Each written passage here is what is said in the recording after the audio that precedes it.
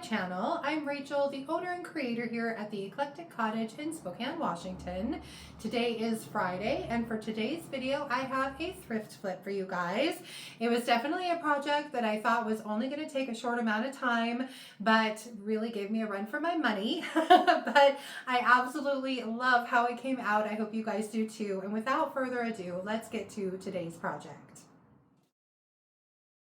So my project for today is this piece of wall art that looks kind of like an old door that I picked up at the thrift store a while ago.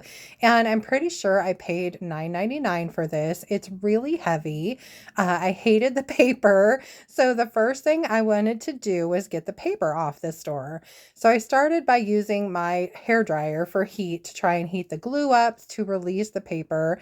It worked in the corners, but everywhere else it just kind of peeled back to the paper. So the next step was getting out my little scraper tool and trying to scrape the paper off. That didn't work. So then I grabbed some water and I tried soaking the paper to soften it up to see if that would help.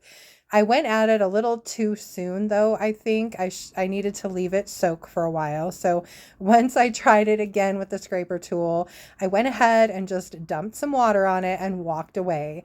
And that really seemed to help. So little by little, I would just scrape away what I could, remove that yucky paper, throw it away, soak it with some more water, wait for a little while, come back, scrape some more. And eventually I finally got all of the paper off of this door.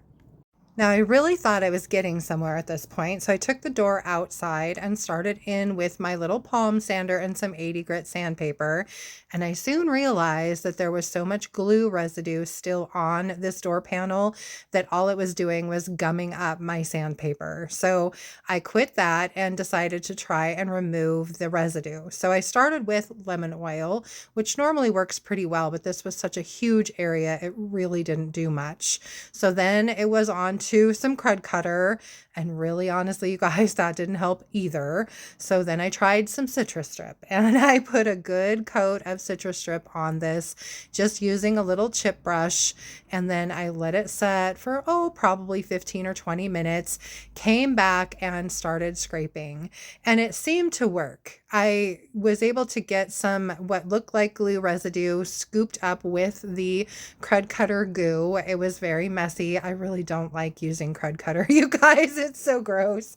But anyway, I washed the door off with some water and my hose really quick, and then wiped it back down and let it sit and dry. And when I came back, it seemed to be much, much better.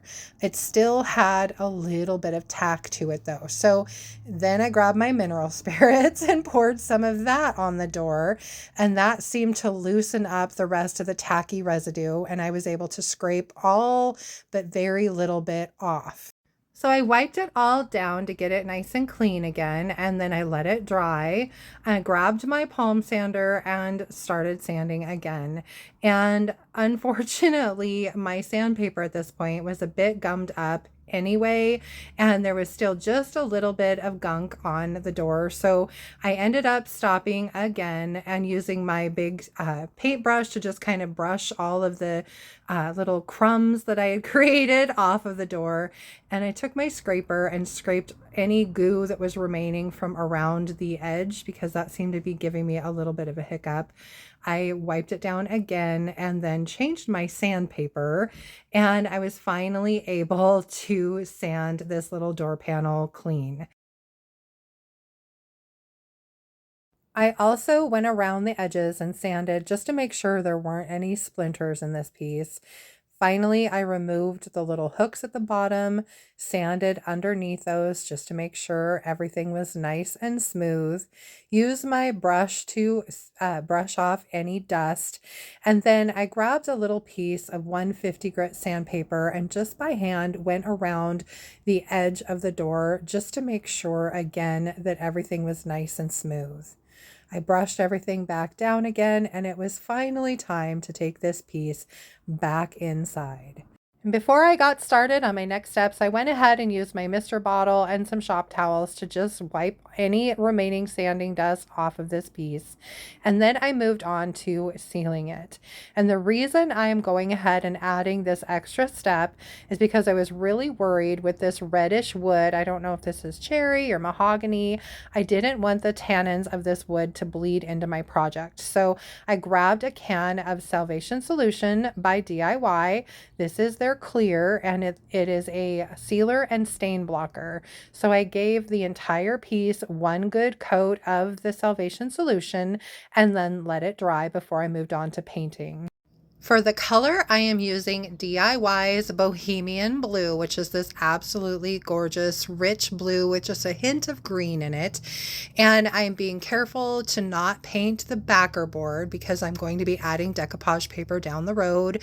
So I am just going over this entire piece very carefully with two good even coats of Bohemian Blue.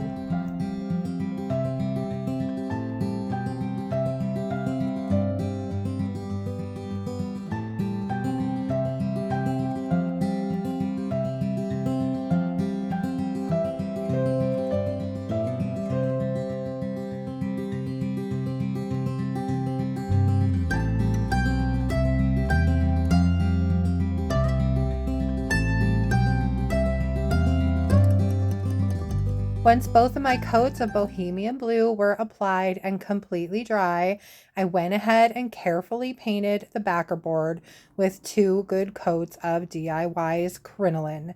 This will be a great color for my decoupage paper as a background and make the image stand out really well.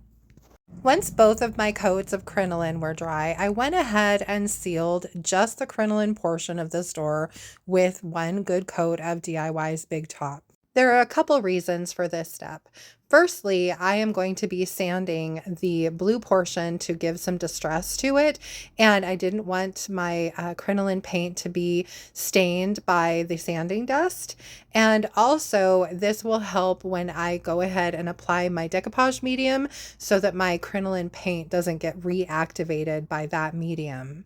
So like I said, I knew I wanted to do some distressing on this piece, but before that, I took some 220 grit sandpaper and just went over the whole thing and smoothed out all of the paint and knocked down any brushstroke marks.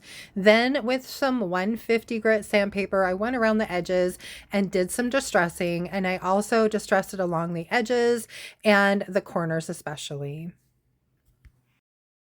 I did take this outside and brush all of the sanding dust off to the best of my ability, and then brought it back inside and carefully wiped the blue portion down first.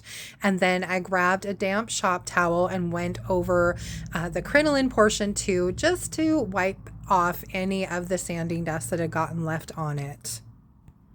Now, initially, I had planned on doing the decoupage part of this process next, so I went ahead and measured my space to be able to cut out my piece of decoupage paper.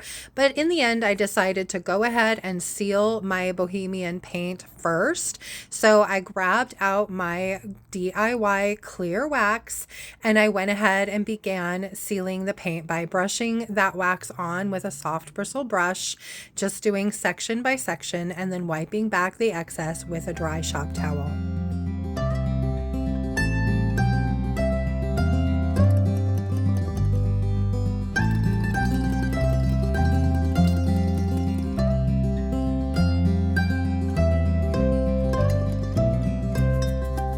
Now, as much as this looked really pretty just with the clear wax on it, I wanted to add a bit more texture and dimension to the paint.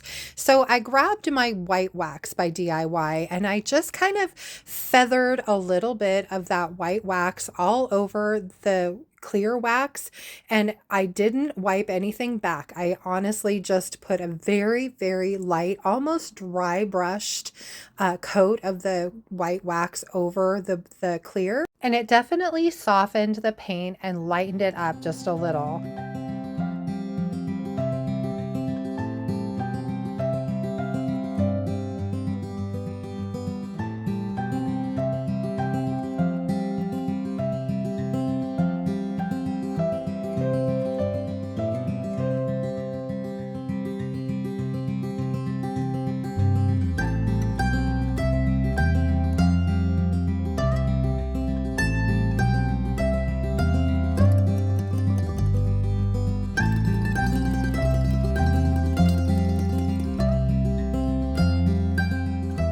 here is where everything starts to come together. This paper is part of the pack called Bountiful Beauty by Redesign with Prima.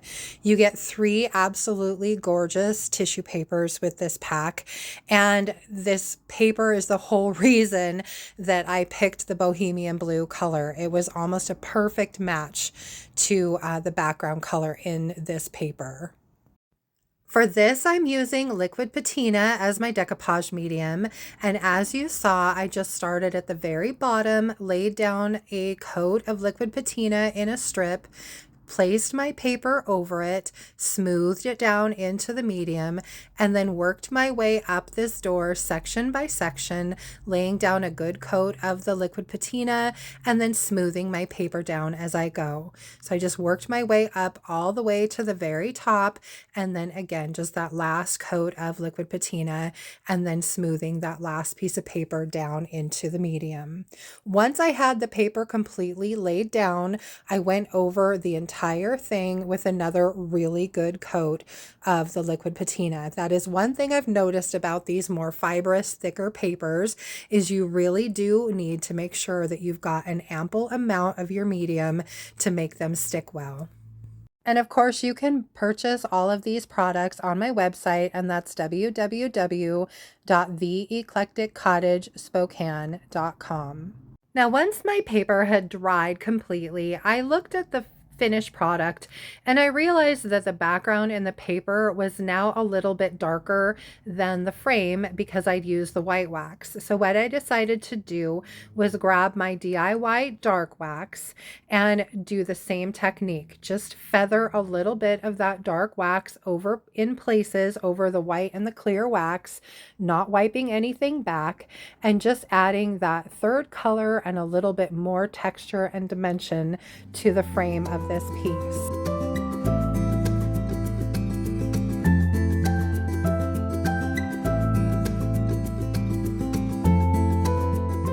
Once I was finished with that and I was happy with how this frame was looking, I went ahead and reattached the 2 hooks to the bottom. And what you're not going to see is that I did flip this over. If you didn't notice, the back was quite a mess. And I went ahead and painted the back of this frame with a couple coats of Bohemian blue. And I just sealed it with Big Top so that it at least looked somewhat decent from the back as well. Anyway, this piece is finally finished. It took me a lot longer than I had hoped, but I absolutely love the end result, and I really hope you guys do too.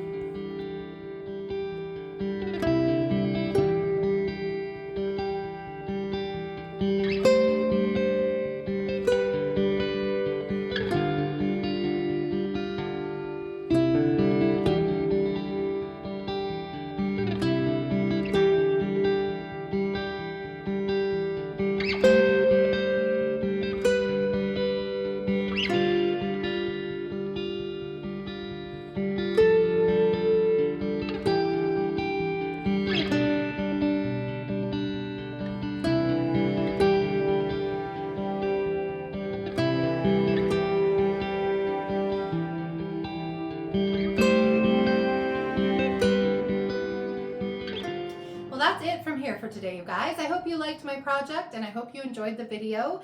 If you did, please remember to give it a thumbs up. I so appreciate that. And if you haven't already, I would love it if you would subscribe to my channel and then just hit the little notification bell so you don't miss anything. And then I'd love to hear what you guys thought of my project. So don't forget to comment below and let me know. I always like to hear from you guys. And also, as just a quick reminder, I do carry the paint products that you saw me use in today's video on my website, and that's www.theeclecticcottagespokane.com. So please go online and check those out. Anyway, for Tuesday's video, I am hoping to have another project done for you guys, so another thrift flip. Mother Nature has been kind of a pill lately though, and the project that I wanted to get done, the first step is spray painting, and it has been really, really windy here, you guys, so I have not been able to even get started on it. So fingers crossed I can actually get out this afternoon and get that done. So anyway, I have a backup project though. If I need to pull it out, I will. So I hope you guys will join me on Tuesday for that video. I hope you have a fantastic fantastic weekend, and thank you so much for being here. And I'll see you back here on Tuesday. Bye.